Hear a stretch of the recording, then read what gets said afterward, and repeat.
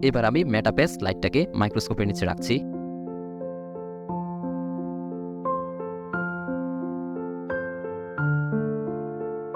আসসালামু আলাইকুম, আমি নাজমুল হাসান।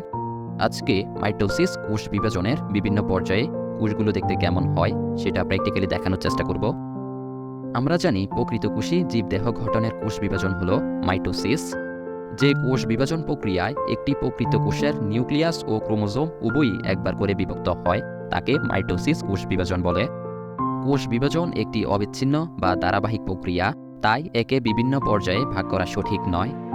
তবু বর্ণনা ও বিভিন্ন সুবিধার্থে মাইটোসিসকে প্রধানত 4টি দশা বা পর্যায়ে ভাগ করা হয়ে থাকে। পর্যায়গুলো হলো প্রোপেজ, মেটাপেজ, অ্যানাপেজ এবং টেলোপেজ। মাইটোসিস কোষ বিভাজনের বিভিন্ন পর্যায় মাইক্রোস্কোপের নিচে রেখে অবজারভেশনের জন্য আমি কিছু পার্মানেন্ট স্লাইড নিয়েছি।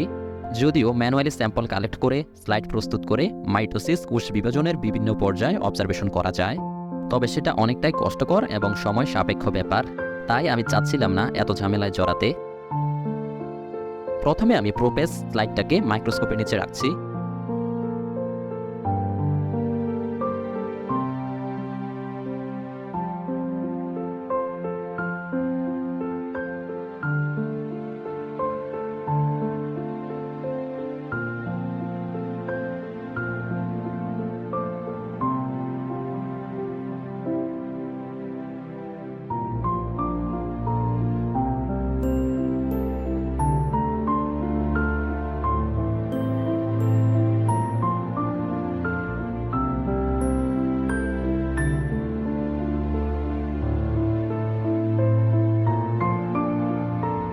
এই যে কোষগুলো দেখা যাচ্ছে এগুলো মাইটোসিস কোষ বিভাজনের প্রোপেজ পর্যায়ে রয়েছে। মাইটোসিসের প্রথম পর্যায়কে প্রোপেজ বলে। এটি মাইটোসিসের সবচেয়ে দীর্ঘস্থায়ী পর্যায়।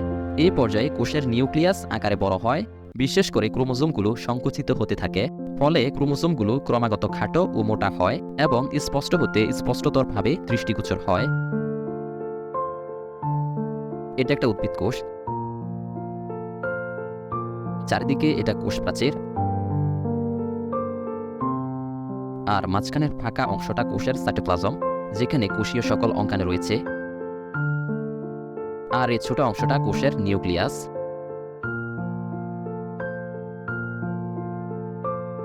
এবার আমি মেটাপেজ স্লাইডটাকে মাইক্রোস্কোপের নিচে রাখছি।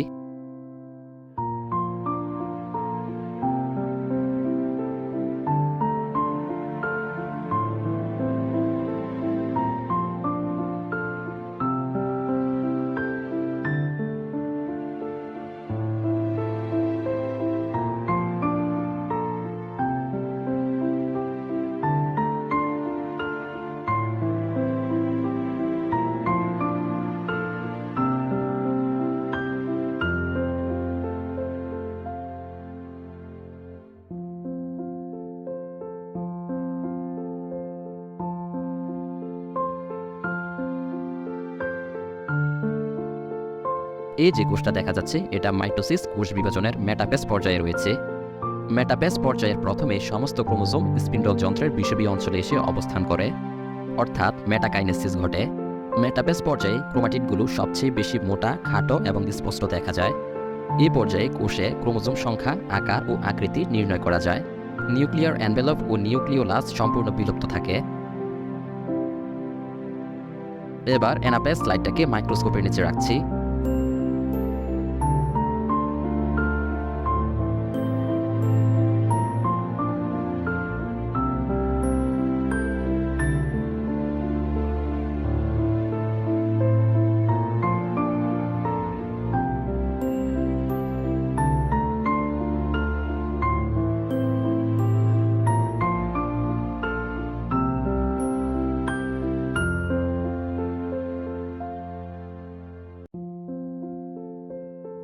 এই যে কোষটা দেখা যাচ্ছে এটা অ্যানাপেজ পর্যায়ে রয়েছে।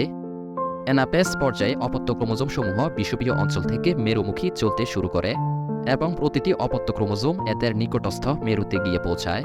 অপত্য ক্রোমোজোমের মেরুমুখী চলনে ক্রোমোজোমগুলো ইংরেজি পি, এল, জে, আই অক্ষরের মতো দেখায়। সর্বশেষ টেলোফেজ স্লাইডটাকে মাইক্রোস্কোপের নিচে রাখছি।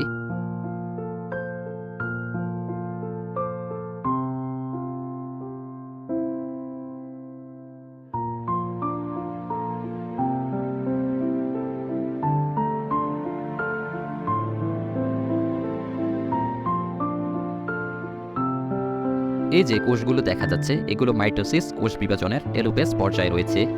টেলোফেজ পর্যায়ে অপত্য ক্রোমোজোম সমূহ স্থির অবস্থান করে এবং ক্রোমোজোমগুলোতে আবার জলযোজন ঘটে। টেলোফেজ পর্যায়ের শেষের দিকে দুই মেরুতে ক্রোমোজোমের চারিদিকে নিউক্লিয়ার এনভেলপ এবং সেট ক্রোমোজোমের গৌণ কুঞ্জনে নিউক্লিয়াসের পূর্ণ আবির্ভাব ঘটে। ফলে দু মেরুতে দুটি অপত্য নিউক্লিয়াসের সৃষ্টি হয় এবং সর্বশেষ সাইটোকাইনেসিসের মাধ্যমে একটি কোষের মাইটোসিস কোষ বিভাজন সম্পূর্ণ হয়।